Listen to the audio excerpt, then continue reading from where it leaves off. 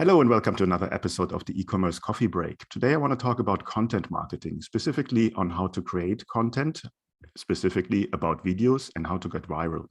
Now, this is a topic that all e-commerce store owners have to deal with, creating content, trying to get the word out of there.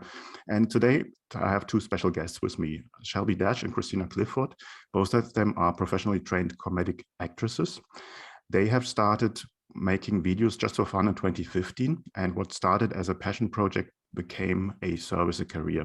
They're doing videos nowadays for corporates, for businesses, and the idea there is to bring humor into it. So humor, obviously a very, very difficult task. Not everyone has the right way to create humorous content.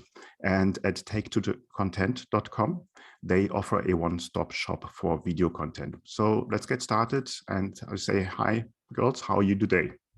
Doing great, Klaus. Thank you so much for having us. Yes. We're excited to be here and you couldn't have said it better. Thank you so much. Obviously, I watched a little bit of the content of the videos that you have done. I found them very, very interesting, very, very funny. So very, very well done. Maybe to start with, give me a bit of a background. Where did you come from? How did the whole thing get started? Yeah, we met actually in acting class out here in Los Angeles through the comedy world. And we both thought the other was very, very funny. So we kind of were magnetic in that way. And we were like, okay, this person wants to start making content and video and putting things out into the world. And I know I was attracted to that because I also had a passion for comedy as well. So we just started making videos. And one of the first videos we made on Instagram, I think got like 10,000 views in the first the first day maybe. And we were like, okay, maybe we're onto something here. Yeah.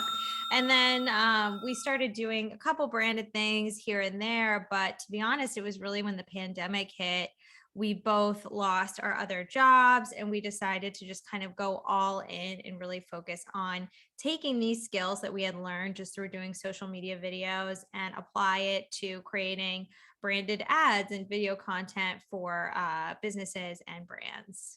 And there's such a need for this niche thing that we have, which is the comedy, because I feel like that is what people gravitate towards. That is what people find relatable.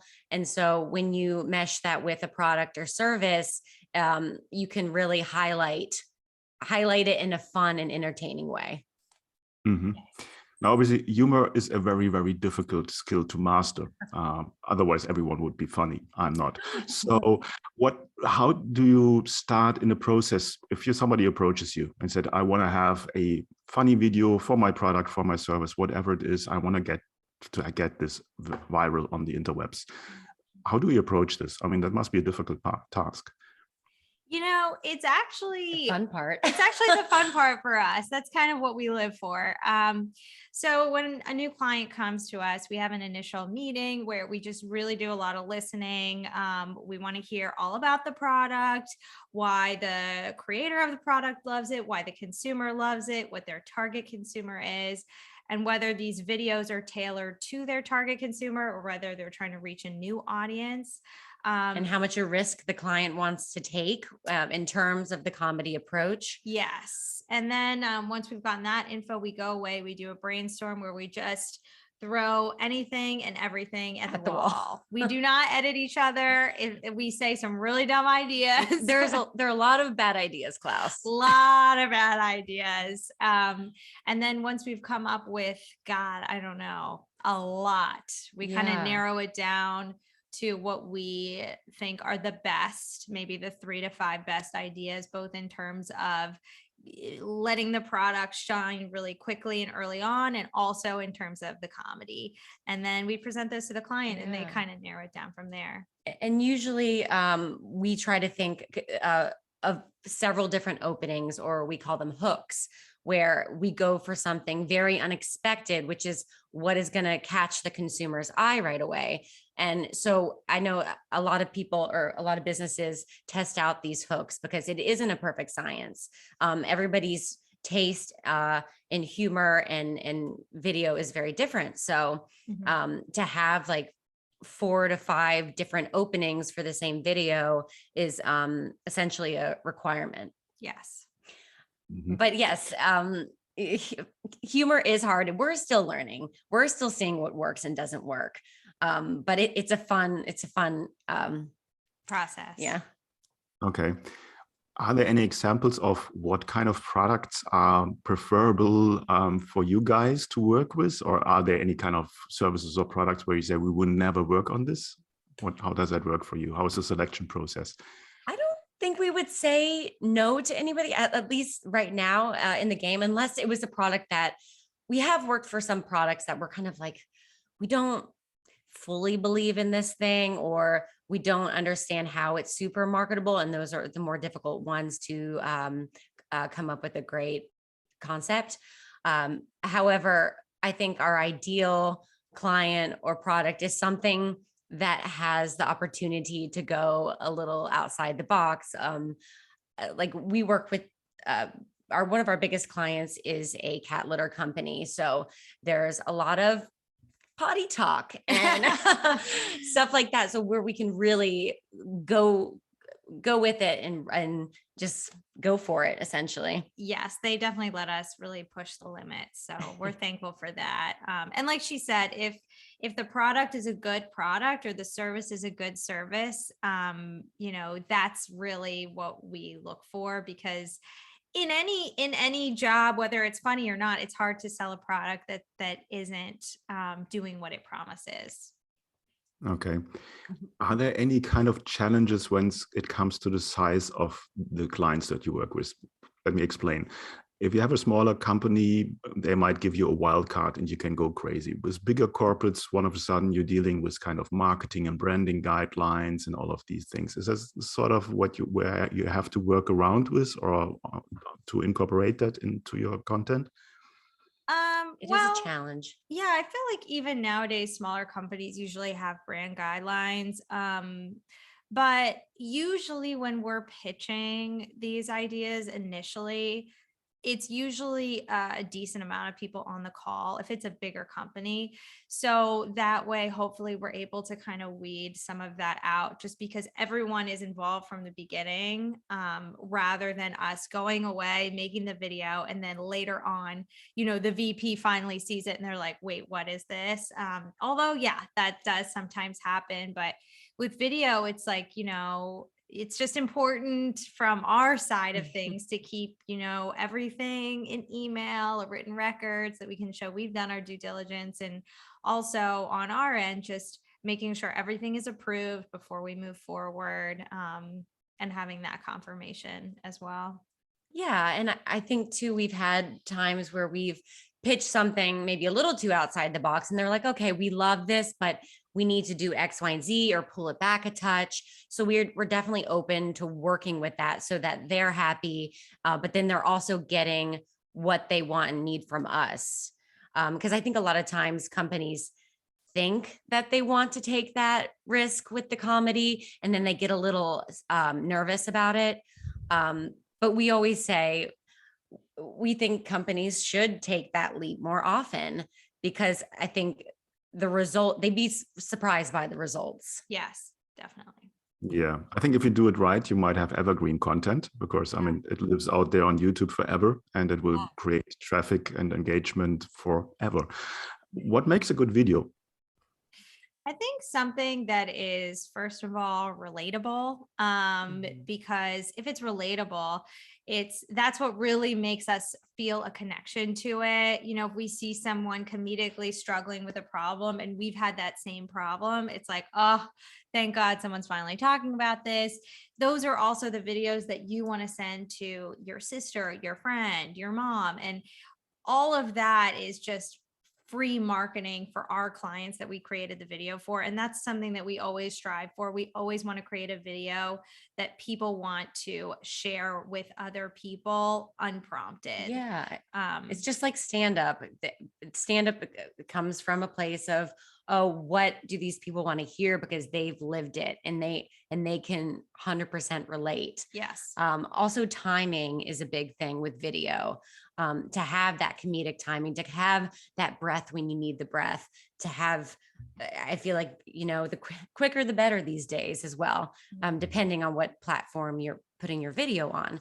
But I think that's very important. That's something that you almost have to have like an ear for, because I feel like we've done it for so long that we have that ear, and a lot of people recognize it and have great taste. Everybody has great taste. So when they hear or see something that is of quality, their ears are going to perk up, or they're going to pay attention.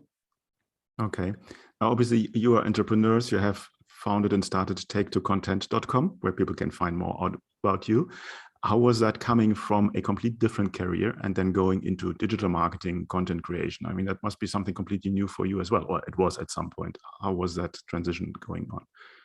Yeah, it was, it wasn't as crazy as it sounds, because we were doing video content for free for social media, just for ourselves and our audience. So it was kind of nice to transition into something where we might actually get paid. Right. But a little more structure to think about. Yeah, I guess the learning curve is, the business side of things, in terms of, getting new clients, dealing with contracts, dealing with invoicing, and the not fun stuff. Yeah, the not fun stuff. And when you're creating video for yourself, you're free to do whatever you want. And obviously in this setting, we have to accommodate our clients. So, but it's been really fun and enjoyable. Okay. When you create content, we're talking about video content. And now obviously there's a ton of different platforms out there. There's TikTok, there's, YouTube, there's Instagram, Facebook stories.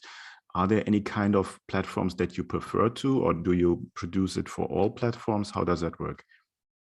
We do produce for all platforms. I think our preference, our business's preference so far has been YouTube ads, just because there's a little bit more flexibility there. A lot of times with Instagram and TikTok specifically, it's so fast, and it also needs to look very native to the platform. A lot of times it's UGC content on there, and we really love and thrive and look forward to doing full productions with, where we find a location, a set, we get actors, we have 2 cameras, and it looks very like professional and produced. That's what we love to do. And there's a lot of thought put into the script. Whereas sometimes with these shorter videos, it's supposed to feel very off the cuff, but just different too. I mean, there's a lot of fun coming and concepting for those videos as well, even though it's starkly different. But just kind of two different things. But we obviously love Instagram, and I have used it for years, and TikTok is its own beast. So we kind of do it all in terms of the social media. Mm-hmm. Now, obviously, we're talking here to e-commerce store owners, the e-commerce business owners. Who's your perfect customer? What kind of size do they need to have? What kind of budget do they need to have? What kind of timeline is involved? Give me a bit of an idea of a typical project in a perfect world scenario. I think it's a wide range. I think every project, every brand is different for what their needs are. So we just try to accommodate everyone essentially. And I think our perfect client is someone who will want to take those risks and really use us to their advantage. I would say if you are looking to hire, for example, us to do your video content, in terms of budgeting, if you have a budget of, let's say, less than 5,000, I think you should just start doing that on your own first. I think you should just get your iPhone, see what you can do, practice. And then once you build up to that point where you have a little bit more to spend on your video content, that's, I think, when you can start to seek a professional. And it will only help you because you'll understand the process yourself. And you'll understand what these people are doing, what they're dealing with, and you'll just be able to make a more informed decision when you're hiring somebody in outsourcing.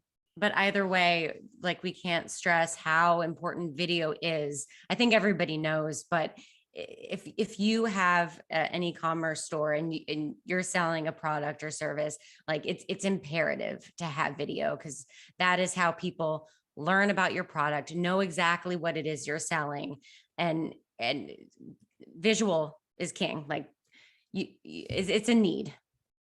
No, Definitely. 100% with you. Yeah, if a picture says more than 1,000 words, then a video is Yes. 1,000 times better than a picture. 100%. What's the timeline? How long does it take between contacting you guys and then having a finalized video? Yeah, I would say every project is different. I mean, we just did our first broadcast spot actually, and we had a very tight timeline on that, like probably about 2 to 3 weeks all around. But normally, if we are doing like concepting to final edit, I would say roughly a month, give or take. Yeah, and depending on the budget, we can obviously decrease that timeline and do it as a rush job. Like there are ways to work around it. But yeah, usually once we concept, we want to get approval, then we want to write the scripts and get approval for those. We want to go into production. Once production's done, we want to have at least a week to have a rough edit. And then we'll take a couple of rounds of notes and make sure the client's happy. And yeah. Okay.